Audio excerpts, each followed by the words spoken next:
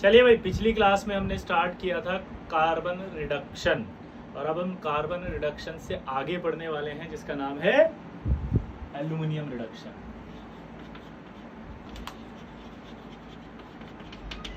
Aluminium reduction जो था, इसको एक साइंटिस्ट ने बताया था, इसका नाम था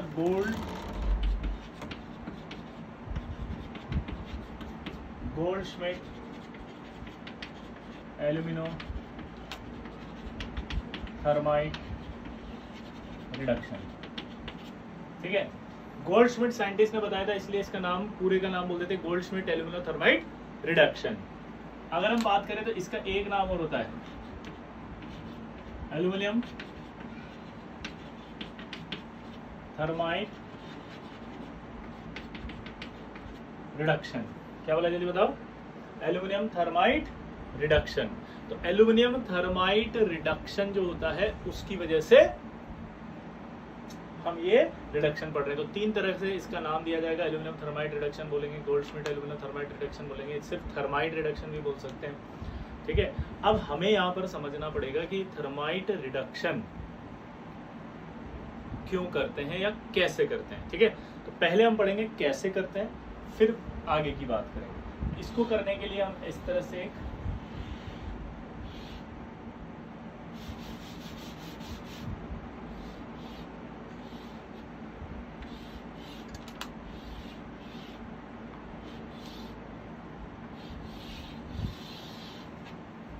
कंटेनर लेते हैं।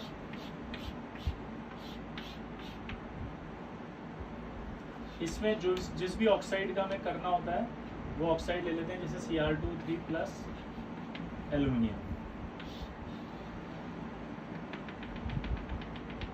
इसके अंदर हम ये एक मिक्सचर ले लेते हैं, BaO2 और KClO3। ये होता है हमारा मैग्नीशियम रिबन। ठीक है, ये Cr2O3 का जो रेशो लेते हैं वो 3:1 होता है, और ये होता है थर्माइट मिक्सचर। थर्माइट मिक्सचर क्या होता है? ये थर्माइट मिक्सचर।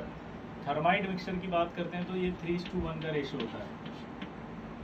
ठीक है, जिसमें हमेशा मेटल का ऑक्साइड हम कितना लेंगे? 3, और जो एल्यूमिनियम है वो लिया जाएगा 1। रेशो फिक्स रहेगा, ये 3 रहेगा, ये 1 रहेगा। क्या बोले, जल्दी बताओ? ये 3 रहेगा, ये 1 रहेगा।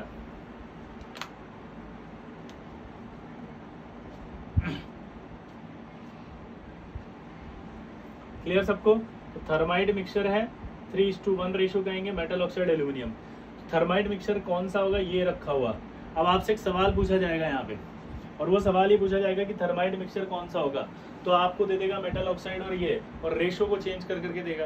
1:2 इधर कर देगा, 3 इधर कर देगा, 3 इधर कर देगा, 1 इधर कर देगा। यही कर सकता है, और मैं कंफ्यूज हो जाऊंगा। मुझे ये तो याद रहेगा कि 3 था, 1 था, ये तो याद रहेगा, लेकिन मैं कंफ्यूज हो जाऊंगा कि 1 कहाँ था, 3 कहाँ। तो की पॉइंट है उसका, क्या की पॉइंट है? देखो, एल्यूमिनियम को हम ऐसे लिखते हैं, तो जहां 1 है वहां 1 है। क्लियर? और एल्यूमिनियम रिडक्शन कर रहे हो आप, तो पक्का है कि यहाँ पर एल्यूमिनियम तो होगा ही होगा। पक्का है ना? एल्यूमिनियम तो लोगे ही लोगे। तो एल्यूमिनियम जैसे लिखोगे तो ये 1 है तो 1 है, तो ये 1 रहेगा, तो मेटल ऑक्साइड 3 रहेगा। अब आप अपना की पॉइंट मत बनाना कि यहाँ भी 3 है, तो मैंने तो 3 से 3 कर लिया, क्योंकि मेटल ऑक्साइड कोई ऐसा भी तो हो सकता है, SiO2। मैग्नीज का ऑक्साइड आ जाएगा Mn3O4, आएगा कि नहीं आएगा? अब ये आपका डायग्राम बन गया हमारे पास। ठीक है, ये मोटी रिफ्रैक्टिव मटेरियल की लेयर है। रिफ्रैक्टिव मटेरियल की लेयर क्यों ले रहे हैं? क्योंकि जो अंदर रिएक्शन होती है वो हाईली एक्सोथर्मिक रिएक्शन होती है। क्या होती है? Highly exothermic. अब हम स्टार्ट करते हैं कि कार्बन रिडक्शन जब हमने पढ़ा तो हमारा एक डाउट था कि सर मैग्नीज और क्रोमियम का रिडक्शन कार्बन से क्यों नहीं कर रहे। वहाँ एल्यूमिनियम रिडक्शन आया था, याद करो, जब मैंने सीरीज लिखवाई थी, तो वहां पर आपका एल्यूमिनियम था, क्रोमियम और मैग्नीज के ऑक्साइड के रिडक्शन करने के लिए। तो सवाल आता है ना कि कार्बन रिडक्शन क्यों नहीं कर रहे। सवाल क्या आ रहा है? कार्बन रिडक्शन क्यों नहीं कर रहे, तो उसका रीजन सुनो। पहला सवाल ये आएगा कि manganese oxide and chromium oxide carbon से रिडक्शन नहीं कर सकते क्यों? तो आंसर दोगे पहला कि मैग्नीज और क्रोमियम आप देखो कि ऊपर बहुत ज़्यादा होते हैं। ऊपर ज़्यादा होते हैं तो क्या होता है, उनकी ऑक्सीजन एफिनिटी बहुत हाई होती है। ऑक्सीजन एफिनिटी हाई होने की वजह से कार्बन उसकी ऑक्सीजन नहीं छीन पाता।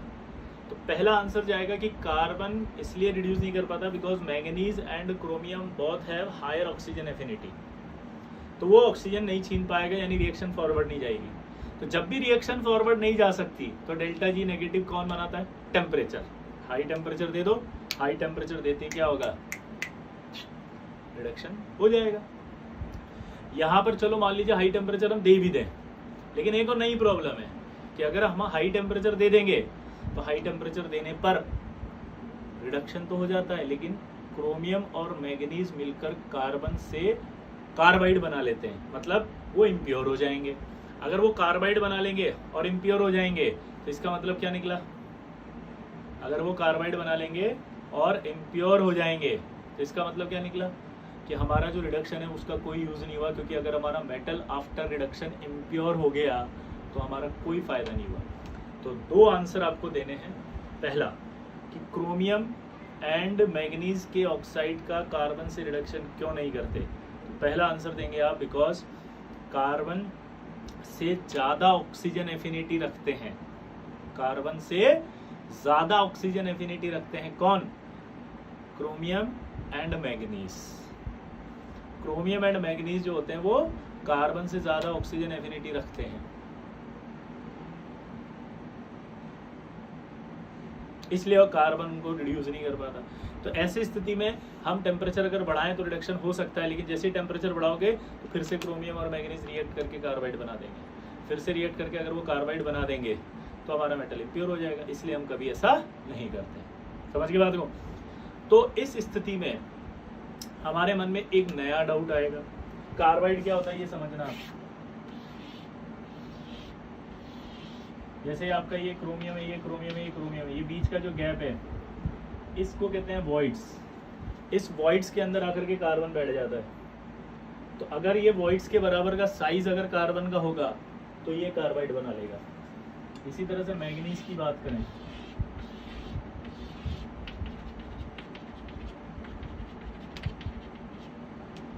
यहाँ कार्बन आ जाएगा, ये वॉइड्स बना लिया, वॉइड्स में आगे कार्बन बैठ गया तो कार्बाइड बना लेगा। अब आप शायद याद करिए कल जब मैंने कराया था तो ऐसे बताया था, ये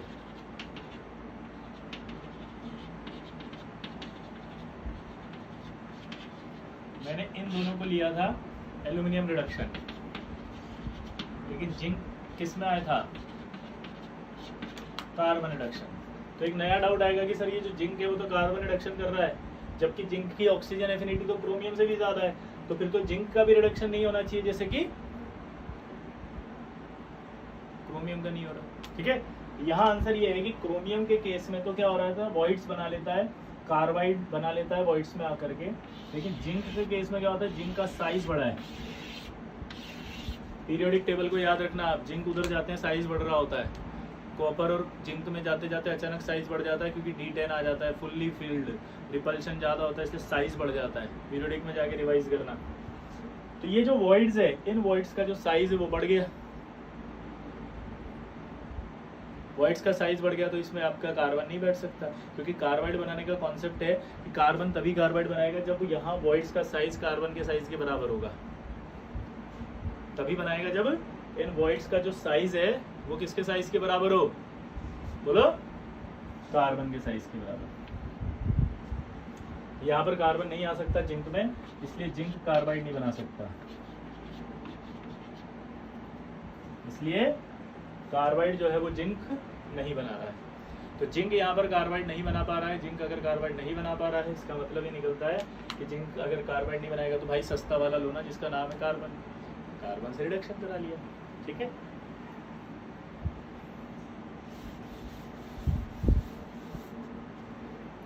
अब प्रॉब्लम ये है कि जो एल्यूमिनियम होता है,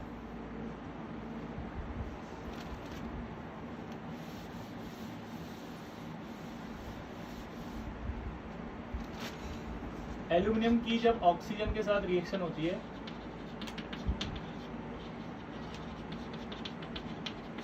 तो जब एल्यूमिनियम ऑक्सीजन से रिएक्ट करता है तो वो L2O3 बनाता है। ये रिएक्शन हाईली एक्सोथर्मिक होती है।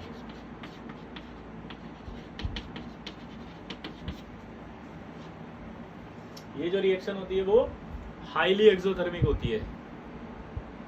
ये जो रिएक्शन होती है वो हाईली एक्सोथर्मिक होती है। हाईली एक्सोथर्मिक होती है। तो एक बार रिएक्शन अगर स्टार्ट हो गई तो फिर उसके बाद ये रिएक्शन रुकती नहीं है। मतलब जब तक सारा एल्यूमिनियम कंज्यूम नहीं हो जाएगा तब तक रिएक्शन नहीं रुकेगी। तो यहाँ पर आप देखो एल्यूमिनियम की ऑक्सीजन से रिएक्शन कराएंगे तो L2O3 बनेगा, हीट निकलेगी। इस रिएक्शन को कहते हैं थर्माइट रिएक्शन। थर्माइट रिएक्शन जो होती है उसकी हेल्प से रिडक्शन होगा, इसलिए रिडक्शन का नाम पड़ा था थर्माइट रिडक्शन। अच्छा एक चीज समझाओ, कार्बन अगर रिडक्शन नहीं कर पा रहा, क्यों नहीं कर पा रहा? क्योंकि उसकी ऑक्सीजन एफिनिटी कम थी। तो यानी आपको एक ऐसा एलिमेंट चाहिए रिडक्शन करने के लिए जिसकी ऑक्सीजन एफिनिटी ज़्यादा हो, क्रोमियम और एल्यूमिनियम से। तो क्रोमियम और एल्यूमिनियम से रिडक्शन की टेंडेंसी ज़्यादा है किसकी? देखो एल्यूमिनियम की, है कि नहीं है? रिडक्शन की टेंडेंसी ज़्यादा है क्योंकि इसकी ऑक्सीजन एफिनिटी ज़्यादा है, तो ये रिड्यूस कर सकता है। और ये ऑक्सीजन से रिएक्ट करता है तो रिएक्शन का नाम होता है थर्माइट रिएक्शन। थर्माइट रिएक्शन होती है हाईली एक्सोथर्मिक। इसी रिएक्शन का इस्तेमाल करना है हमें रिडक्शन में।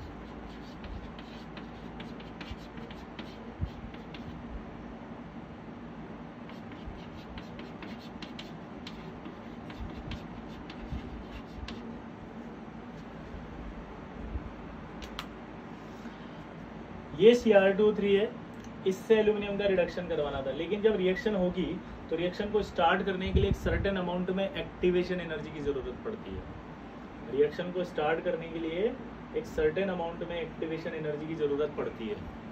तो सर्टेन अमाउंट में जो एक्टिवेशन एनर्जी वो कहाँ से लाए, उसको लाने का जो तरीका था वो मैंने बताया था। ये आपका मैग्नीशियम रिबन है, इस मैग्नीशियम रिबन के अंदर ये भर देते हैं अपन पोटली, और इस पोटली के अंदर बड़ा है बेरियम ऑक्साइड प्लस KClO3। ठीक है, अब देखो इसको करते कैसे। बचपन में याद है आपने क्रैकर्स जलाए होंगे, उसके अंदर आपने स्टाइल मारी होगी। क्रैकर कैसा होता है? देखो छोटे छोटे जो क्रैकर होते हैं वो ऐसे होते हैं। इसको यहाँ से पकड़ लेते थे, बत्ती पे जलाते थे, बत्ती देखते थे आ रही आ रही आ रही आ रही आ रही, जैसे ही लास्ट एंड पर आता था फेंक देते थे तो बूम। यहाँ पर भी कुछ ऐसा ही है कि ये मैग्नीशियम रिबन एक तरह से बत्ती हो गया। इस बत्ती के अंदर ये एक्सप्लोजिव मटेरियल भरा हुआ है, जस्ट लाइक ये। यहां से आपने क्या करा? आग लगाई, ये जला, बुम जला। जैसे ये बुम हुआ, बुम होते ही फटेगा।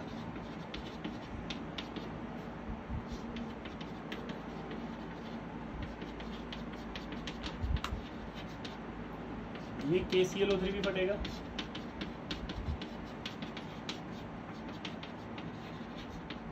ये जो हीट है निकली, ये हीट इस रिएक्शन को स्टार्ट करने के लिए होती है।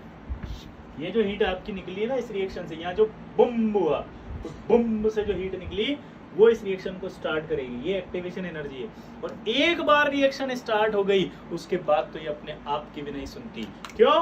क्योंकि जैसी रिएक्शन स्टार्ट हुई एक्सोथर्मिक है, हाईली टेम्परेचर जो चाहिए वो तो अपने आप ही मिलता रहेगा इसको। रिएक्शन के लिए पूरा खत्म करके ही निपटाएगा इसको, पूरा खत्म करके। क्लियर सबको? तो रिएक्शन स्टार्ट करने के लिए जो एक्टिवेशन एनर्जी वो यहाँ से मिली, उसके बाद एक बार रिएक्शन स्टार्ट हुई तो अपने आप होती रहेगी क्योंकि ये हाईली एक्सोथर्मिक रिएक्शन है। एक्जिथर्मिक रिएक्शन है तो आगे जाएगी। ठीक है, अब देखो आप, वही तो रिएक्शन हुई, एल्यूमिनियम ने यहाँ से ऑक्सीजन छीन के L2O3 बनाया, इस रिएक्शन को थर्माइट रिएक्शन कहते हैं। ये एल्यूमिनियम ने क्रोमियम से ऑक्सीजन छीना, L2O3 बनाया, क्रोमियम को रिड्यूस कर दिया, थर्माइट रिएक्शन से हुआ है रिडक्शन, नाम पड़ गया थर्माइट रिडक्शन। नाम क्या पड़ गया? Thermite reduction. क्लियर सबको? अब एक सवाल आपसे पूछा जाएगा कि यहाँ MnCO4 यूज क्यों करते हैं, MnO2 क्यों नहीं लिया? क्योंकि अगर MnO2 लेते अपन तो MnO2 के साथ रिएक्शन एक्सप्लोसिव होती है, इसलिए पहले MnO2 को कन्वर्ट किया जाता है किसमें? MnCO4 में, फिर रिडक्शन करवाया जाता है, अदरवाइज एक्सप्लोसिव हो जाएगा और वहाँ पर जो फर्नेस से फट सकते हैं वो इंडस्ट्री में आग लग जाएगी, इसलिए MnCO4 में कन्वर्ट कराया जाता है। एक सवाल। दूसरा सवाल, ये जो दो रिएक्शन दिख रही है, इन दोनों रिएक्शन का इस्तेमाल सेकेंड वर्ल्ड वॉर में बॉम्ब बनाने के लिए किया गया था। द्वितीय विश्व युद्ध में जो बॉम्ब बनाए गए थे वो इससे बनाए गए थे। सेकेंड वर्ल्ड वॉर में जो बॉम्ब बनाए गए थे वो इन दोनों से बनाए गए थे। सेकेंड वर्ल्ड वॉर में जो बॉम्ब बनाए गए थे वो इन दोनों से बनाए गए थे। क्लियर सबको? अगला, अगर आपसे एक सवाल पूछा जाए कि क्या एल्यूमिनियम रिडक्शन इन सबको रिड्यूस कर सकता है, तो यस, कैन वर्ड है, कैन में तो कर ही सकता है ना, पावरफुल है तो सबको कर देगा। दूसरा सवाल, कमर्शियली कर सकता है क्या? तो आंसर है नो। आयरन का कमर्शियली रिडक्शन एल्यूमिनियम से नहीं होता। क्यों करवाएं? जरूरत ही नहीं है, कॉस्टली है भाई, काहे महंगा पैसा खर्चा करेंगे, हम तो सस्ते में करवाएंगे ना। ए हर्ष पुनिया, काहे पैसा लगाओगे तुम भाई ज्यादा, अगर तुम्हारा काम सस्ता में पट रहा है तो। सवाल का आएगा, जरा सुनिए, सवाल ये आएगा कि क्या एल्यूमिनियम रिडक्शन से Fe2O3 को रिड्यूस किया जा सकता है क्या? तो आप बोलोगे यस। कमर्शियली क्या Fe2O3 एल्यूमिनियम रिडक्शन से रिड्यूस किया जाता है क्या? तो आप बोलोगे नो। कमर्शियली वर्ड है तो नो, और ऐसे बोलेंगे तो रिड्यूस किया जाता है क्या, किया जा सकता है क्या? यस। अरे स्ट्रॉन्ग है भाई, ऊपर बैठा हुआ, सबको रिड्यूस कर देगा वो तो। क्लियर? अच्छा, ये जो रिएक्शन है इसका इस्तेमाल एक जगह और किया जाता है, इस रिएक्शन का इस्तेमाल एक जगह और किया जाएगा।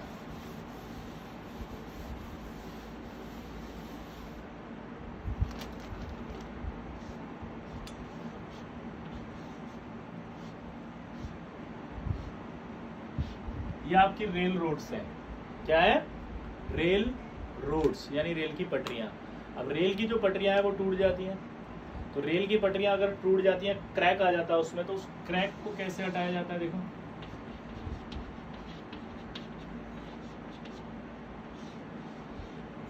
यही रिएक्शन शुरू की जाती है, वही मैग्नीशियम रिबन, यहां पर आपका जो है वो ये आएगा,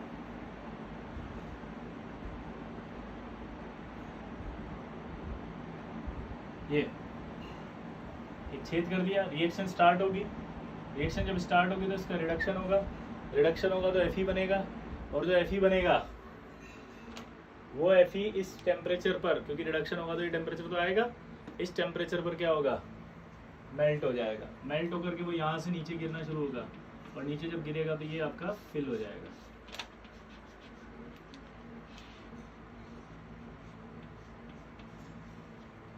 ये जो फिल हो गया तो ये आपकी ज्वाइनिंग हो गई।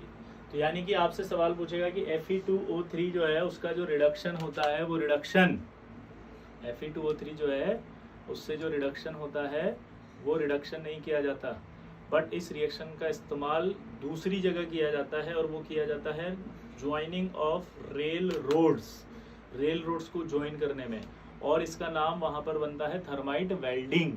इसको वेल्डिंग कहते हैं, जब भी दो पीसेस को जोड़ते हैं तो वेल्डिंग कहलाता है। वो क्या कहलाता है? वेल्डिंग।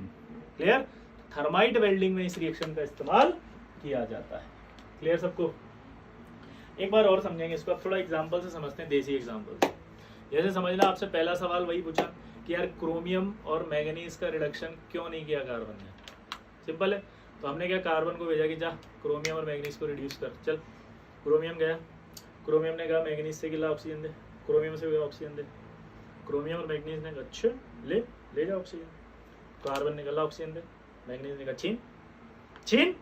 अबे छीने ना, दम नहीं है क्या, ताकत लगा, कार्बन नहीं खींच पाया, क्रोमियम से भी नहीं खींच पाया, उदास हो के आगे आते ही उदास हुआ। उदास होते आते क्या बोला वो, भाई को फोन लगाओ। भाई कौन, दुबई में बैठा हुआ है, और दुबई में जो बैठा हुआ भाई है उसका नाम है टेम्परेचर, क्योंकि वो भाई जो है वो तो कोई भी रिएक्शन करवा सकता है। फिर उसने भाई को फ़ोन लगाया, भाई ये ना क्रोमियम मैग्नीज नहीं दे रहे, मना कर रहे हैं ऑक्सीजन, आपको आना पड़ेगा। हेलीकॉप्टर से याद है भाई आया तुरंत, हेलीपैड से उड़ता हुआ, एंट्री हुई भाई की, स्टाइल देखो बिल्कुल खतरनाक। एंट्री होते ही वो गया स्टाइल में, चश्मा वश्मा लगा के, ब्लैक कोट पहन करके, और बोला क्या रे क्रोमियम, क्या रे मैग्नीज, ज़्यादा हो गया क्या दिक्कत है। तो क्रोमियम मैग्नीज बोले भाई हम तो मजाक कर रहे थे कार्बन से, ये तो हमारा भाई है, छोटा भाई है, हम तो मजाक कर रहे थे, मजाक भी नहीं समझा और मैं आपको फोन कर दिया। भाई हमने कब कहा ये लो ऑक्सीजन ले लो, क्योंकि टेम्परेचर हाई होते ही डेल्टा जी नेगेटिव होते ही आपकी रिएक्शन हो गई, दे दिया। तो भाई तो अपने स्टाइल के अंदर वापस से हेलीकॉप्टर में उड़ के कार्बन को बोला कि लेके आ जाना ऑक्सीजन, जा रहा हूँ मैं, चला गया दुबई। जैसे ही गया वो, तो कार्बन ने चिढ़ाया कि ले भाई के आते कैसे ऑक्सीजन दे दी। तो क्रोमियम और मैग्नीज ने कहा कि ऑक्सीजन तो ले गया बेटा, लेकिन अब तू रुक गया, यहाँ मुंडी पकड़ दी उसकी, साले तू कहाँ जाएगा, कार्बन बैठ, मतलब कार्बाइड बना लिया। अब जब ये बात भाई को पता चली तो इसका मतलब समझ गया, अब टेम्परेचर की बात भी हो गई तो भी दिक्कत है हमारे को, क्योंकि अब अगर आप टेम्परेचर देके रिएक्शन करवा भी लोगे तो कार्बाइड बन गया था तो इम्प्योर हो जाता, तो नहीं करवा सकते। तो फिर भाई क्या बोलेगा कि अब तो उसे बुलाना पड़ेगा। तो जैसे ही वो फाई बोल रहा है बुलाना पड़ेगा, वो कौन है, एल्यूमिनियम। और वो एल्यूमिनियम है हमारा साउथ का हीरो समझता है ना, जैसे ही पाँव मारता है तो खट से जो है वो सारी टाइलें उखड़ जाती है, 2 टाटा सुमो इधर 2 टाटा सुमो उधर, दोनों आपस में टकराती हैं, टकरा के इधर गिरती हैं 3 टाटा सुमो से, तीनों टाटा सुमो ऊपर टकराती, खंबे से टकराती, खंबा बिजली का होता है, बिजली का खंबा दूसरे खंबे से टकराता है, आग लग जाती है। फिर वो एंट्री करता है विलन के घर में, और उसको फोन आता है भाई का, और बोलता है कि यार ये क्रोमियम और एल्यूमिनियम जो परेशान कर रहे हैं, जरा जाके देखो इनको। तो एल्यूमिनियम कहता है कि ठीक है काम हो जाएगा, लेकिन मैं अपनी स्टाइल में करूंगा। अब उसकी स्टाइल क्या है, उसकी स्टाइल ये थी, हाईली एक्सोथर्मिक रिएक्शन है भाई, साउथ का हीरो है वो, एंट्री साली धमाकेदार होती है, ऐसे कोई हल्की फुल्की एंट्री नहीं करेगा, मतलब आग लगा देगा साला, तबाही मचा के जाएगा, तभी करूंगा रिडक्शन, नहीं तो नहीं करूंगा। तो भाई ने कहा ठीक है, ये रिएक्शन होती है थर्माइट, इस रिएक्शन की हेल्प से होता है रिडक्शन। क्लियर। फिर सवाल आया था कि जिंक के केस में क्यों नहीं हो रहा था। तो जिंक के केस में दिक्कत ये थी कि जिंक का साइज बड़ा होने से वॉइड्स की साइज बड़ी थी, वॉइड्स की साइज अगर बड़ी थी तो उसमें कार्बन नहीं आ सकता, अगर उसमें कार्बन नहीं आएगा तो कार्बन का रिडक्शन नहीं होगा, अगर कार्बन नहीं आएगा तो कार्बाइड नहीं बनेगा, और कार्बाइड नहीं बनेगा तो रिडक्शन हो जाएगा, जिंक का हो जाएगा। ठीक है।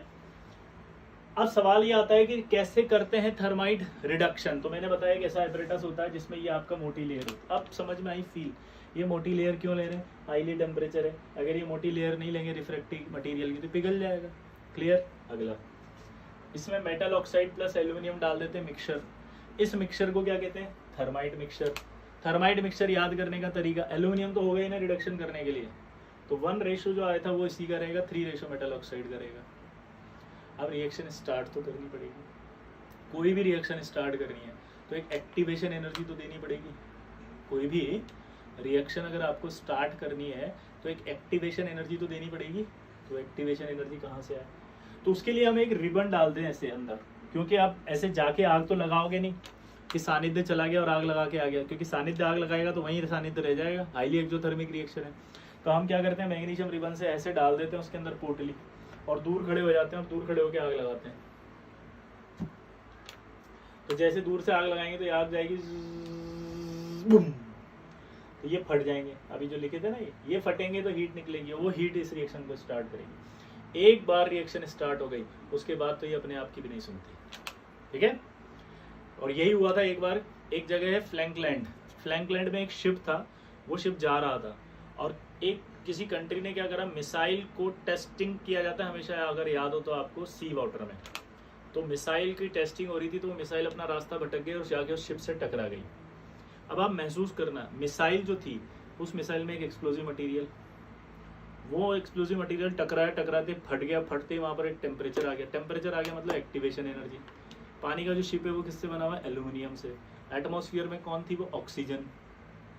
अगर मिसाइल से टकराने के बाद तो शिप का सिर्फ एक हिस्सा खराब होता है जहां वो टकराया था, लेकिन हुआ क्या यहाँ पे, यहाँ ये हुआ कि टकराने के बाद जो हीट मिली, उससे एक्टिवेशन एनर्जी जो मिली, उससे वो एल्यूमिनियम ने एटमॉस्फेरिक ऑक्सीजन से रिएक्ट करके थर्माइट रिएक्शन शुरू कर दी।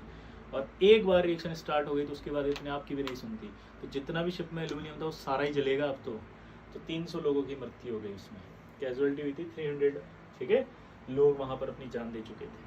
तो ये भी एक एग्जाम्पल पूछता है कि भैया कभी कोई मिसाइल अगर शिप से हिट कर जाए तो किस टाइप की रिएक्शन का एग्जाम्पल है, तो आप क्या बोलोगे, थर्माइट रिएक्शन का एग्जाम्पल, ठीक।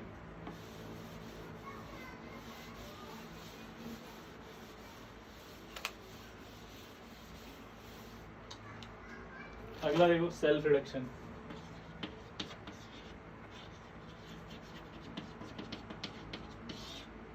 सेल्फ रिडक्शन, खुद ही रिड्यूस कर देंगे। तो आपको याद है ली के काका ने मांगी अलमारी, नीचे आने पर क्या हो रहा था, ऑक्सीजन एफिनिटी कम। ऑक्सीजन एफिनिटी अगर कम थी, जल्दी बोलो, ऑक्सीजन एफिनिटी क्या थी, कम। तो ऑक्सीजन एफिनिटी अगर कम थी तो सोचो क्या हो रहा है, जैसे मान लो पीबीएस था, ये पीबीएस इस O2 से रिएक्ट करेगा और पीबीओ बनाएगा, ऐसा। क्या ये सारा पीबीएस पीबीओ में जाएगा, नहीं, क्यों, क्योंकि इसकी ऑक्सीजन एफिनिटी कम है। स्लाइट अमाउंट याद करो, PbSO4 भी बनता है। अब ये PbO और ये PbSO4 इससे वापस रिएक्ट कर लेंगे, क्योंकि ये भी बना हुआ है और ये भी बना हुआ है, वो इसको रिड्यूस करेंगे। ये तो कहलाएगा पार्शियल रोस्टिंग। पार्शियल रोस्टिंग का मतलब समझा, पूरी तरह से रोस्टिंग थोड़ी हुई है, सारा का सारा थोड़ी गया वहां पे, कुछ तो ये बचा हुआ है, कुछ ये बचा हुआ है। अब ये और ये आपस में रिएक्ट कर रहे हैं अभी।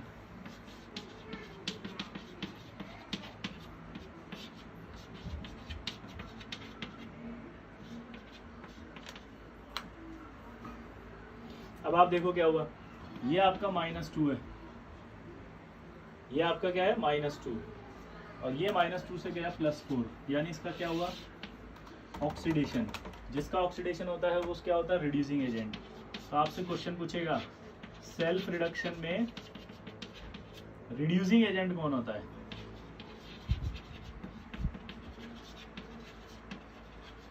रिड्यूसिंग एजेंट कौन होता है, तो रिड्यूसिंग एजेंट होगा सल्फाइड आयन। अगर भूल जाओ तो याद रखना, sulphide ion, S, self reduction, S से S मिलाओ आंसर पाओ, तो की पॉइंट आ जाएगा सल्फाइड आयन। क्लियर। इसी तरह से यहाँ पर भी देखो आप, सल्फाइड आयन से क्या बन रहा है, ये -2 से +4, यहाँ पर भी रिड्यूसिंग एजेंट कौन है, सल्फाइड आयन। क्लियर सब। तो सेम एग्जांपल ऐसे कैसे कॉपर का आ जाएगा,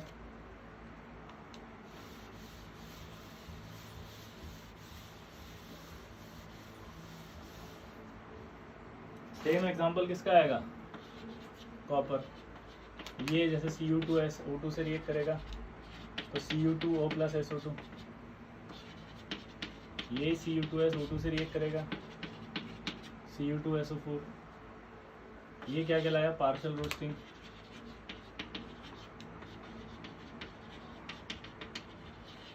पार्शियल रोस्टिंग।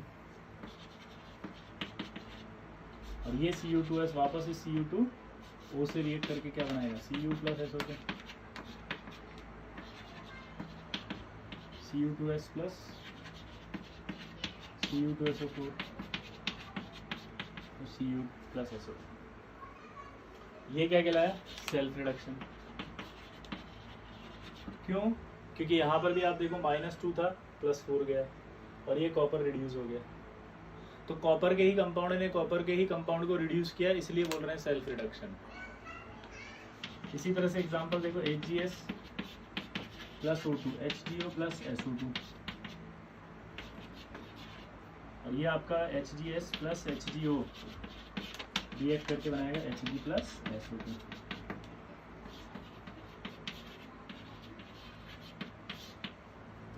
यहाँ एक खास बात छुपी हुई है, क्या होता है कि जैसे नेटिव मेटल के ऑक्साइड्स, ये ऑक्साइड होते हैं Hg2O, HgO, Hg2, ये नेटिव मेटल के ऑक्साइड्स होते हैं। नेटिव मेटल के ऑक्साइड लेस स्टेबल होते हैं, मैंने आपको बताया था, क्योंकि इनकी ऑक्सीजन एफिनिटी कम होगी, नीचे आएंगे तो नेटिव मेटल के जो ऑक्साइड है वो लेस स्टेबल होते हैं, यानी उनकी ऑक्सीजन एफिनिटी कम होती है, तो हीटिंग पे वो जल्दी टूटते हैं। तो क्या होता है कि मरकरी का जब ऑक्साइड यहाँ बन रहा होगा तो रोस्टिंग, ये पार्शियल रोस्टिंग है,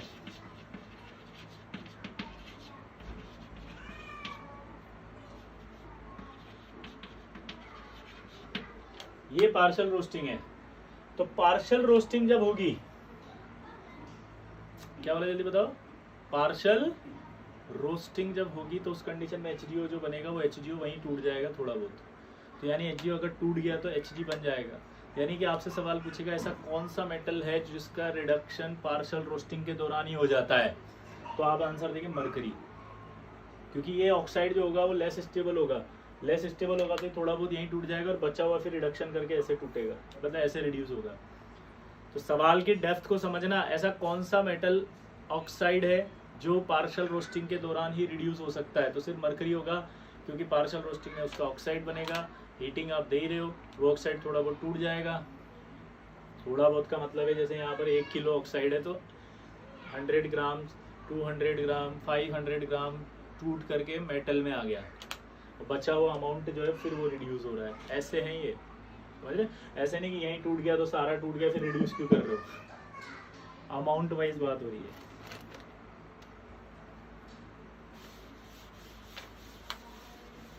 सेल्फ रिडक्शन के बाद आता है थर्मल डीकम्पोजिशन रिडक्शन, जो मैंने अभी भी बताया आपको।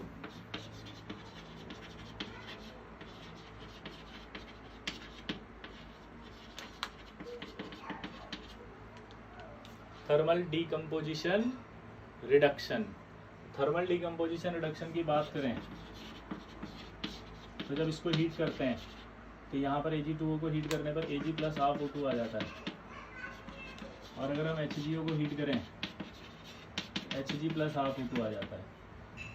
तो यहाँ देखो आप, ये +2 से 0 गया और ये +1 से 0 आया, इसका रिडक्शन हुआ नहीं हुआ हीटिंग पे, इसका भी रिडक्शन हुआ नहीं हुआ हीटिंग पे, ठीक है। तो यही चीज मैंने अभी बताई थी आपको, क्या कि इनके ऑक्साइड्स लेस स्टेबल होते हैं क्योंकि ऑक्सीजन एफिनिटी कम है, तो हीट करने पे ही टूट जाते हैं, तो कुछ अमाउंट में रिडक्शन यहाँ भी हो जाता है, ठीक है।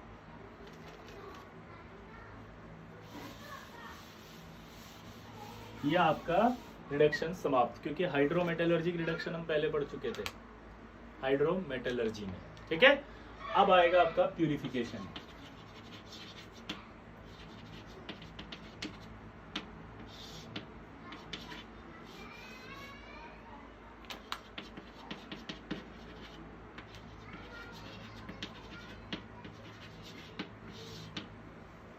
प्यूरिफिकेशन में हम पहले पढ़ रहे हैं electro refining.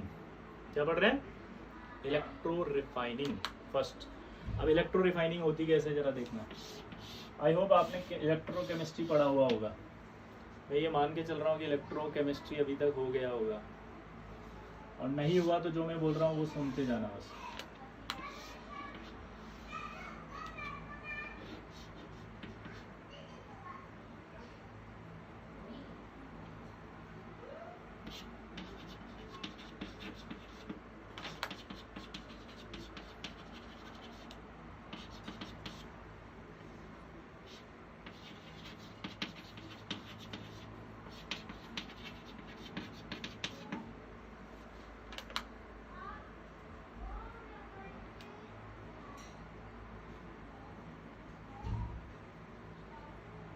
Anode impure aluminium, cathode है प्योर एल्यूमिनियम, ठीक है।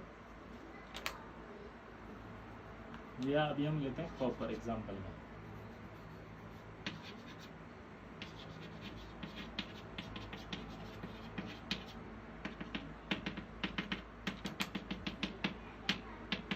इसका एग्जांपल ले रहे हैं अभी हम कॉपर का। एनोड लिया इम्प्योर कॉपर, कैथोड लिया प्योर कॉपर। सबसे पहले आपको ये समझना पड़ेगा कि इलेक्ट्रो रिफाइनिंग जो हो रही है उसमें इलेक्ट्रोलिसिस इन्वॉल्व होता है, और इलेक्ट्रोलिसिस जब इन्वॉल्व होता है तो उसके अंदर एक कैथोड होता है और एनोड होता है, ठीक है। कैथोड क्या होता है, एनोड क्या होता है, इसको समझना। कैथोड एक ऐसा इलेक्ट्रोड होता है जिस पर रिडक्शन होता है, एनोड एक ऐसा इलेक्ट्रोड होता है जिस पर ऑक्सीडेशन होता है।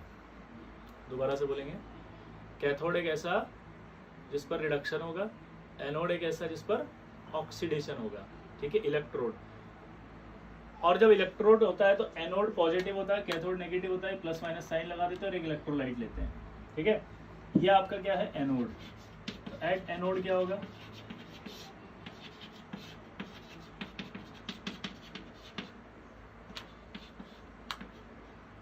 एट एनोड क्या होगा, कॉपर से कॉपर +2 इलेक्ट्रॉन।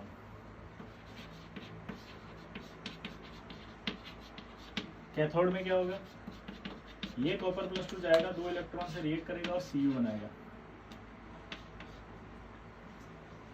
ठीक है, तो कॉपर +2 से 2 इलेक्ट्रॉन लेगा और क्या बनाएगा, CuS मेटल। यानी कि यहां पर क्या होगा, जब इलेक्ट्रो रिफाइनिंग होगा तो इलेक्ट्रो रिफाइनिंग होने पर यहां से आपका क्या है, कॉपर से क्या बनाएगा, कॉपर +2, और ये कॉपर +2 यहां जाकर के डिपॉजिट होगा। यहां से जब नीचे आएंगे तो क्या होगा, ये कॉपर +2 और ये कॉपर +2 जाकर के यहां डिपॉजिट होगा। तो धीरे धीरे एज्यूम करो क्या होना शुरू होगा, धीरे धीरे ये होना शुरू होगा भाई कि ये जो है रोड, मोटी रोड जो होगी वो पतली हो जाएगी और जो पतली वाली रोड है वो मोटी हो जाएगी। दोबारा बोलो क्या बोला मैंने, धीरे धीरे जो है ये मोटी वाली रोड जो है वो पतली होने लगेगी और जो पतली वाली रोड है वो मोटी होने लग जाएगी। क्लियर? तो क्या हुआ यहाँ पर, धीरे धीरे धीरे धीरे ये जो है वो पतली होने लगेगी और जो इम्प्योरिटी है वो यहाँ आ जाएगी। जो इम्प्योरिटी वो जस्ट बिलो एट एनोड होती है, इसलिए उसका नाम पड़ता है एनोड मड। क्या होता है इसका मतलब, एनोड मड। ये नीचे गिर गई और पूरा का पूरा कॉपर यहाँ डिपॉजिट हो जाता है और इस तरह से इस मेथड में 99.99% क्या बोला, जल्दी बताओ मैंने, 99.99% प्योर कॉपर प्राप्त होता है। क्या बोला, जल्दी बताओ, 99.99% प्योर कॉपर प्राप्त होता है। 99.99% क्या होता है, प्योर कॉपर। क्लियर? अब थोड़ा इसको डिटेल में समझेंगे, थोड़ा सा जागना जरूरत पड़ेगी आपकी।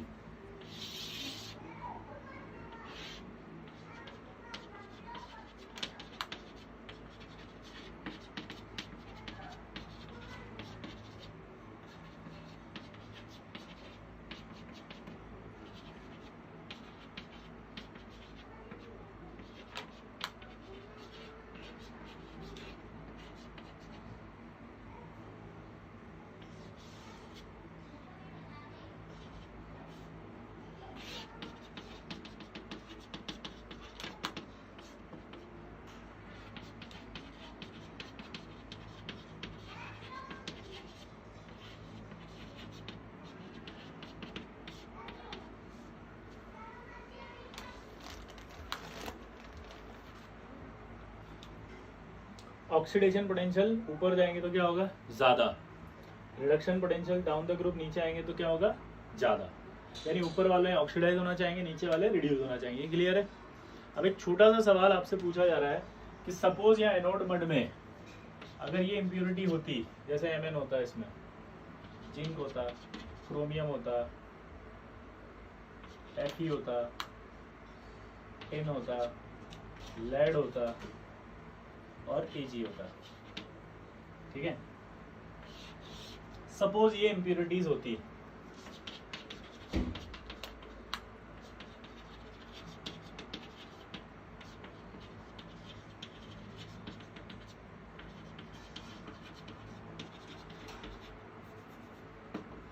क्या कह रहा है कि इफ ये impurities are present in anode. Clear है? ध्यान से सुनना भैया, जाग जाओ, चैन से सोने वालों जागो, चैन से सोने वाले जाग जाओ। हाँ देखो इधर, अब ये इम्प्योरिटी सपोज यहां पर है। क्लियर? ये इम्प्योरिटी सपोज यहां पर है। क्लियर? तो आपसे एक सवाल पूछा है कि यहां पर है तो ये एनोड है, और अगर ये एनोड है तो इस पर ऑक्सीडेशन होगा, और अगर ऑक्सीडेशन होगा तो इसका ऑक्सीडेशन पोटेंशियल ज्यादा होगा। वो पहले आएगा कहाँ, ऑक्सीडाइज होकर के, ऑक्सीडाइज होकर के आएगा कहाँ, सॉल्यूशन में। ये सॉल्यूशन कहलाता है। ये क्या कहलाता है, सॉल्यूशन। क्या कहलाता है ये, सॉल्यूशन, इलेक्ट्रोलाइटिक सॉल्यूशन। तो आपसे सवाल पूछा कि इनमें से सबसे पहले सॉल्यूशन में आने का जो ऑर्डर है वो क्या रहेगा। आपसे पूछा ऑर्डर बताओ इनके, तो आपको कुछ नहीं सोचना। जब इस तरह का सवाल दे तो आप क्या सोचेंगे? आप ये सोचेंगे कि इनमें से पहले कौन आएगा, तो आप सोचेंगे भाई जिसका ऑक्सीडेशन पोटेंशियल आएगा वही आएगा पहले। भाई जिसका ऑक्सीडेशन पोटेंशियल ज्यादा होगा वही तो आएगा पहले। भाई जिसका ऑक्सीडेशन पोटेंशियल ज्यादा हो पहले आएगा। बताओ किसका पहले आएगा? आप बताओ, मैं नहीं बताऊंगा। सो सॉल्व करो इसको, चलो सॉल्व करो मेरे भाई। सानिध्य पापा समझ में आ रहा है? ओए सहजप्रीत सिंह, ओए चक द फट नब दे गिल्ली सवरे जलंधर, ओए सावन दिल्ली, ओए अंजलि जी सॉल्व करिए जी। कैसी हैं आप अंजलि जी? आप तो भूल ही गए बिल्कुल ही, है याद ही नहीं करती हैं आपको। राधिका जी आजकल कोई डाउट ही नहीं आते आपको, है राधिका जी कहाँ है आप? अरे मेरी बात सुन रही है? हाँ तो बोल दे कम से कम, मैं सुन रहा हूँ, मेरे को आवाज नहीं आ रही तेरी। कैसी है तू? कम से कम हाँ तो बोलना चाहिए ना। सर पूछ रहे हैं तो आवाज भी नहीं आ रही तेरी, बिल्कुल मन में बोल रही, मेरे को सुनाई देगा। थोड़ा तेज बोल, आवाज आनी चाहिए कानों तक।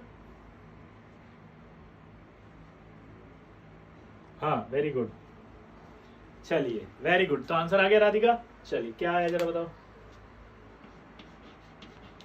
सबसे पहले Mn+2 आया होगा, यस। फिर आया होगा जिंक +2, यस। फिर आया होगा क्रोमियम +2, यस। फिर आया होगा आपका Fe+2, यस। फिर आया होगा Sn+2, यस। फिर आया होगा कौन? Pb+2, yes. और फिर आया होगा Ag+, यस। Very good. कितने बच्चों का आ गया? हाथ खड़ा करो। ये कैसे नालायक है, हाथ ही नहीं खड़ा करो। अबे हाथ खड़ा करने के लिए बोला है, जल्दी करो। हाँ वेरी गुड। अब नया सवाल, डिपॉजिट होने का ऑर्डर क्या होगा? अब डिपॉजिट होने का ऑर्डर मतलब होता है यहां से यहां जाने का ऑर्डर। डिपॉजिट होने का ऑर्डर का मतलब क्या होता है? यहां से यहां जाने वाला ऑर्डर। डिपॉजिट होने का मतलब क्या होता है? यहां से यहां जाने वाला ऑर्डर, मतलब रिडक्शन का ऑर्डर।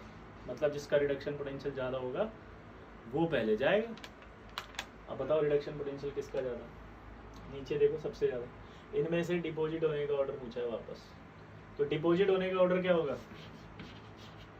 सबसे पहले ये डिपॉजिट होगा, फिर पीबी डिपॉजिट होगा, फिर एसएन डिपॉजिट होगा, फिर एफई डिपॉजिट होगा, फिर क्रोमियम +2 डिपॉजिट होगा,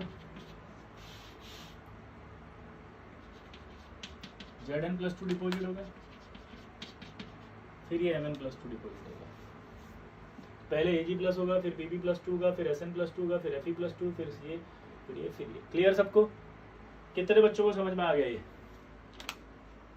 आई थिंक सभी को आ गया। Very good, you all are very intelligent.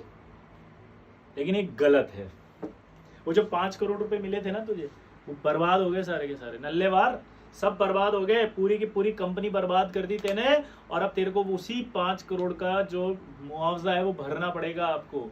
अब आपको कटोरा दे दिया और बोल दिया कि यहीं बैठ साले, जहां तक 5 करोड़ नहीं देते। अमेरिका के नियम बहुत कड़े होते हैं, जब तक 5 करोड़ नहीं आते यहां से उठेगा नहीं नल्लेवार। तो अब समझ गए? तो अब बेटा दिक्कत होगी। अब बताओ क्या गलती करी नल्लेवार ने? पता है उसने ये करा कि यहां से सारे के सारे ये लेकर आया इम्प्योरिटी को सॉल्यूशन में यहाँ, और यहाँ से फिर डिपॉजिट करा दिया वहां। मतलब आप समझे, सारी इम्प्योरिटी निकल करके यहाँ लिया है ये सॉल्यूशन में ऐसे, और फिर एक एक करके यहाँ डिपॉजिट करा दी इसने ऐसे। तो भाई 99.9% कहाँ से आया प्योर? हमें तो नहीं आया लॉजिक समझ में कि आपने 99.99% प्योर लिखा, कहाँ हुआ प्योर वो? हमें तो कुछ दिखा ही नहीं। तो अब समझना इलेक्ट्रो रिफाइनिंग को। एक्चुअल इलेक्ट्रो रिफाइनिंग एक्सप्लेन करने जा रहा हूं मैं, ध्यान से सुनना। अब यहां पर आपको समझ में आएगा वाकई कि 99.9 कैसे आया। देखो ध्यान से, सबसे पहले तो जो आपने ये डिपोजिशन का ऑर्डर लिखा ये गलत है। क्यों गलत है उसका रीजन बताता हूं। यहां पर सारे के सारे ये एलिमेंट थे, तो ये रॉड किसकी है? अरे भाई कॉपर की रॉड है यार। किसकी? कॉपर की रॉड है मेरे भाई मेरे दोस्त। कॉपर तो आएगा, आपने यहां पर कॉपर ही नहीं लाए। तो कॉपर कब आएगा? लेड के बाद। लेड के बाद कॉपर आएगा पहले। तो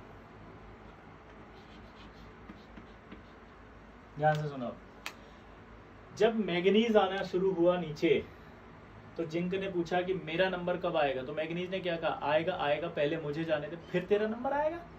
ऑब्वियस सी बात है ना। देखो राइट बात है, राइट बात के लिए तो मैं राइट बोलूंगा यार। कि मैंगनीज का ऑक्सीडेशन पोटेंशियल जा रहा है तो मैंगनीज ही आएगा पहले। क्लियर आया ना? राइट बात के लिए तो राइट ही बोलूंगा ना यार मैं। तो मैंगनीज +2 सबसे पहले मैंगनीज आया। मैंगनीज जब खत्म होगा तो जिंक आएगा। जब जिंक आ रहा है तो क्रोमियम चिल्लाएगी मेरा नंबर कब आएगा। तो क्रोमियम ने कहा कि यार आएगा आएगा, पहले मुझे जाने दे फिर तेरा नंबर आएगा। फिर Fe+2 है, Fe+2 ने चिल्लाया कि मेरा नंबर कब आएगा। बोला आएगा आएगा, पहले मुझे जाने दे फिर तेरा नंबर आएगा। फिर आपके टिन आया, टिन ने बोला मेरा नंबर कब आएगा। बोला आएगा आएगा, पहले मुझे जाने दे फिर तेरा नंबर आएगा। फिर लेड आया, बोला आएगा आएगा, पहले मुझे जाने दे फिर तेरा नंबर आएगा। लेड के बाद आएगा कॉपर, क्योंकि अब कॉपर का नंबर है। कॉपर आना शुरू हुआ। कॉपर का नंबर जब आना शुरू हुआ तो कॉपर की रॉड है, ये कॉपर की रॉड है तो कॉपर आएगा। अब एजी जो है यहाँ पे, ये एजी चिल्लाएगा कि मेरा नंबर कब आएगा। तो कॉपर कह रहा है आएगा आएगा, पहले मुझे जाने दे फिर भी तेरा नंबर आएगा। अब ये कॉपर की रॉड है, कॉपर जाना शुरू हुआ। कॉपर की रॉड है, कॉपर जाना शुरू हुआ तो कॉपर की रॉड खत्म हो गई। अब कॉपर क्या बचा, कम। एजी टेंशन में आ गया, मेरा नंबर कब आएगा। बोला आएगा आएगा, पहले मुझे जाने दे फिर तेरा नंबर आएगा। फिर रॉड कम हो गई, फिर टेंशन में आ रहा, मेरा नंबर कब आएगा। बोला आएगा आएगा, पहले मुझे आए फिर तेरा नंबर आएगा। ऐसे करते करते करते करते कॉपर की रॉड खत्म होती जाएगी। और जब तक कॉपर है तो कॉपर ही जाएगा। एजी तो एजी प्लस में कभी आ ही नहीं पाएगा। तो कॉपर की रॉड खत्म होगी, और जहां जहां से कॉपर की रॉड खत्म होती जा रही है उस हिस्से का जो भी एजी आता जा रहा है वो धड़ाम से नीचे गिरता जा रहा है, क्योंकि एजी से एजी प्लस नहीं बन पा रहा है। तो यानी कि जो एलिमेंट यहाँ है वो धड़ाम से नीचे गिर रहा है। नीचे गिर रहा है तो कहाँ गिर रहा है, एनोड मड में। तो जब कॉपर की रॉड खत्म हो जाएगी तो इलेक्ट्रोलिसिस बंद हो जाएगा। इलेक्ट्रोलिसिस अगर बंद हो गया तो इस एजी का नंबर कभी नहीं आएगा। तो कॉपर क्या कह रहा है, भाई तेरा नंबर कभी नहीं आएगा, तू एनोड मड में गिर जाएगा और हमेशा एनोड मड में पाया जाएगा। तो की पॉइंट तैयार हो गया ना। जिसका इलेक्ट्रो रिफाइनिंग करोगे उससे नीचे वाले एलिमेंट अगर हैं एज अ इम्प्योरिटी, वो हमेशा एनोड मड में पाए जाएंगे, क्योंकि उनका नंबर कभी नहीं आएगा, क्योंकि रॉड खत्म हो जाएगा, इलेक्ट्रोलिसिस ही बंद हो जाएगा। क्लियर? तो आप क्या बोलोगे जल्दी बताओ। अगर आप कॉपर का कर रहे हो तो आपको एनोड मड में कौन सी इम्प्योरिटी मिलेगी, एनोड मड में मिलेगी जस्ट कॉपर के नीचे वाली। अगर आप लेड का कर रहे थे इलेक्ट्रो रिफाइनिंग तो लेड के नीचे वाली इम्प्योरिटी। टिन का इलेक्ट्रो रिफाइनिंग करोगे तो उसके नीचे वाली इम्प्योरिटी। लॉजिक समझ में आया कि नहीं आया, बस ये बता दो। लॉजिक समझ में आया या नहीं ये बता दो।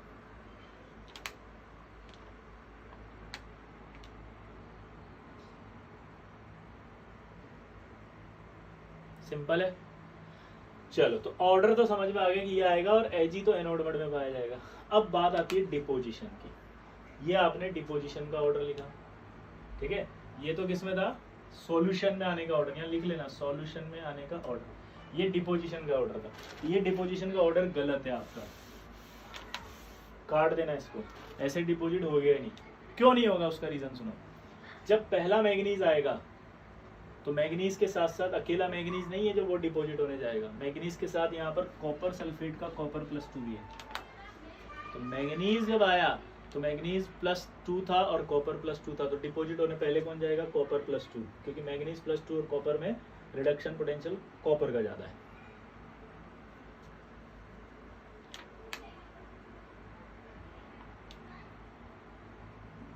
कॉपर का ज्यादा है।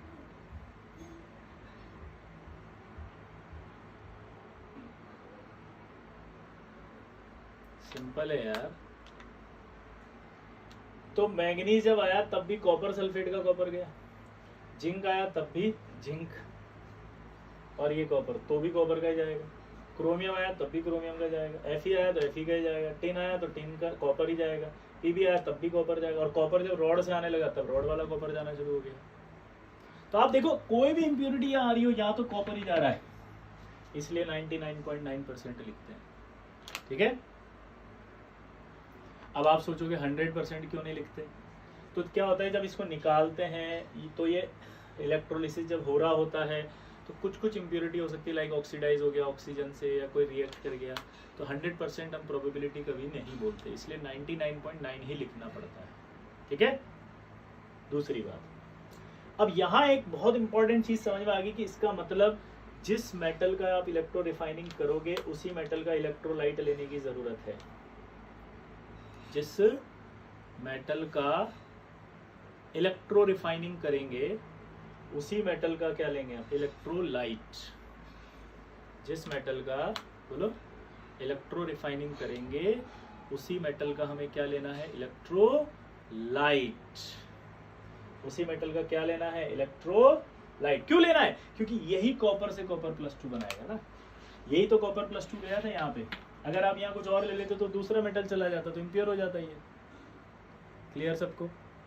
तो जिस मेटल का आपको करना है उस मेटल का ही इलेक्ट्रोलाइट लेंगे। क्लियर?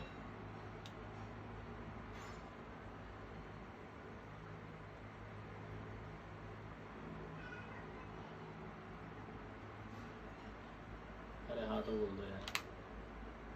तो कॉपर सल्फेट क्यों लिया, ये फील आई। फिर अगला डाउट आएगा H2SO4 क्यों डाला इसके साथ। एसिड थोड़ा सा इसलिए डालते हैं ताकि कंडक्टिविटी ज़्यादा हो सॉल्यूशन की। तो ये कंडक्टिविटी इंक्रीज करने के लिए डाला जाता है ताकि इलेक्ट्रोलिसिस जल्दी हो। क्लियर सबको? इस तरह से आपने 99.99% प्योर मेटल प्राप्त किया। अब यहाँ पर एक सबसे बड़ी खास बात आती है।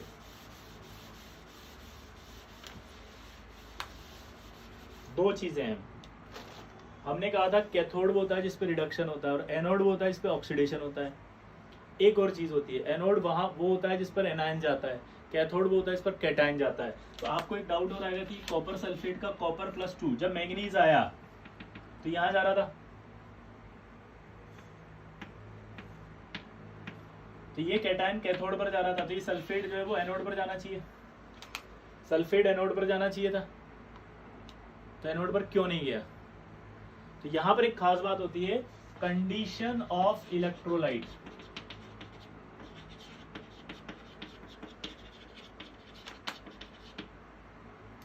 क्या होता है जल्दी बताओ, कंडीशन ऑफ इलेक्ट्रोलाइट क्या होता है कि oxidation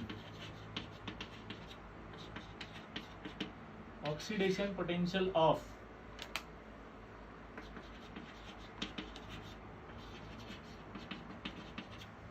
oxidation potential of metal cation is greater than होना चाहिए oxidation potential of anion of electrolyte.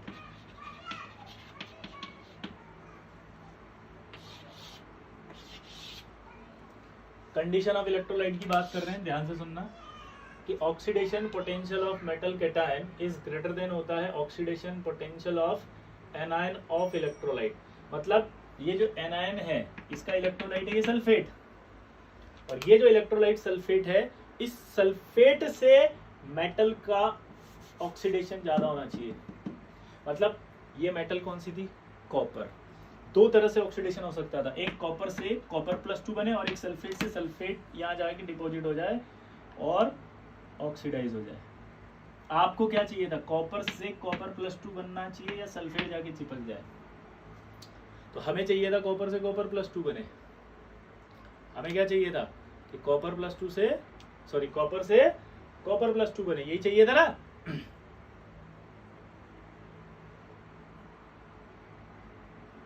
तो कॉपर से कॉपर +2 चाहिए, इसलिए कॉपर का ऑक्सीडेशन पोटेंशियल ज्यादा होना चाहिए ना सल्फेट के ऑक्सीडेशन पोटेंशियल से। तो इलेक्ट्रोलाइट इसीलिए ऐसा लेना है जिसका एनायनिक पार्ट का ऑक्सीडेशन पोटेंशियल इससे कम हो। ठीक।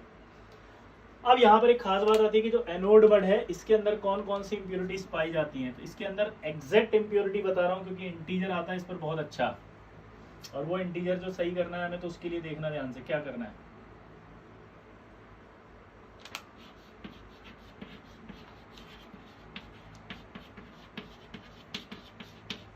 अब यहाँ जब मैंने AG बोला था तो कई बच्चों ने गलत मतलब निकाला था, गलत इंटेंशन आई थी उनके मन में, आई थी नहीं आई थी। तो उस गलत इंटेंशन के लिए पश्चाताप करेंगे हम। अब वो पश्चाताप कर रहे हैं अपन कैसे, आओ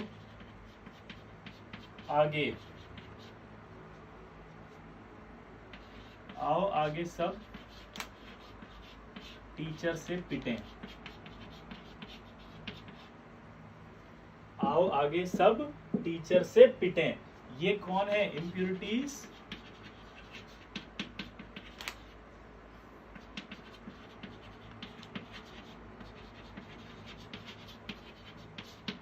impurities in anode mud of copper. Anode mud के कॉपर जो था, कॉपर का जो एनोड मड था उसमें पाई जाने वाली इम्प्योरिटीज है।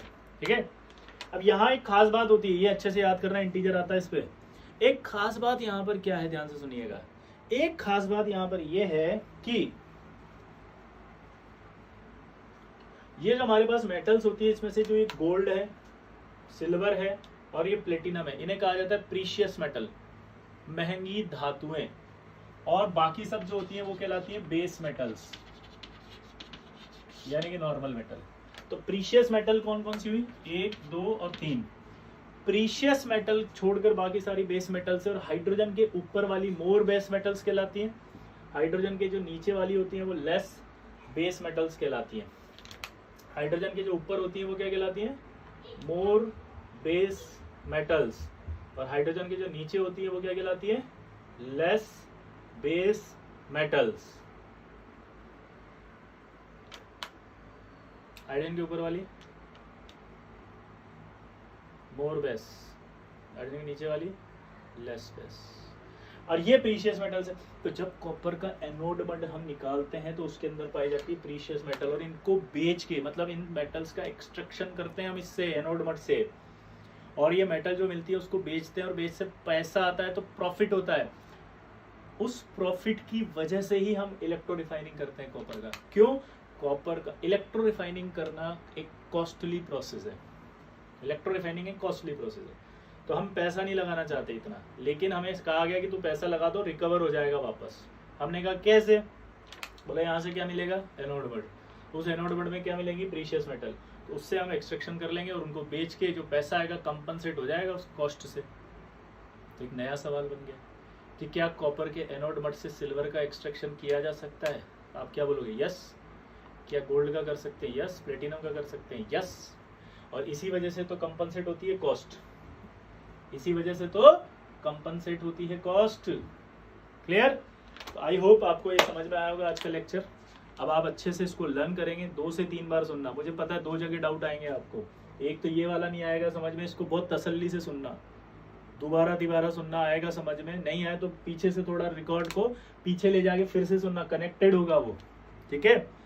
दूसरा आपको ये याद करना ही पड़ेगा, प्रीशियस मेटल वाला कॉन्सेप्ट समझ में आ गया, बेस मेटल वाला कॉन्सेप्ट समझ में आ गया। और एक जगह वो आपको आएगा कि वो जो ऑर्डर था मैंगनीज का, सर वो किसका है, तो वो मेटल से सॉल्यूशन में आने का ऑर्डर है। डिपोजिशन का ऑर्डर क्या था, एक ही था, कॉपर +2, ओनली कॉपर +2, क्योंकि उसके अलावा कोई डिपोजिट होगा ही नहीं। ठीक है। अब आपको नया डाउट आएगा, फिर ये मैंगनीज वैगनीज कहाँ रहेंगे, तो ये उसी सॉल्यूशन में ही पड़े रहेंगे। क्यों, क्योंकि ये इम्प्योरिटियां बहुत माइन्यूट है, हल्की सी इम्प्योरिटी है, ये बिंदी जैसी, इतना सा मैंगनीज है। क्योंकि हम लास्ट स्टेप पढ़ रहे हैं, लास्ट स्टेप कौन सी, प्यूरिफिकेशन की, तो प्यूरिफिकेशन में इम्प्योरिटी कंटेंट बहुत कम हो जाता है। इतना सा मैंगनीज नीचे आएगा तो क्या फर्क पड़ेगा इतने सारे इलेक्ट्रोलाइटिक सॉल्यूशन में। ठीक है। तो चलिए, आई होप आपको समझ में आया होगा, अच्छे से करना इसको। ठीक है, मिलते हैं अगली क्लास में, बाय।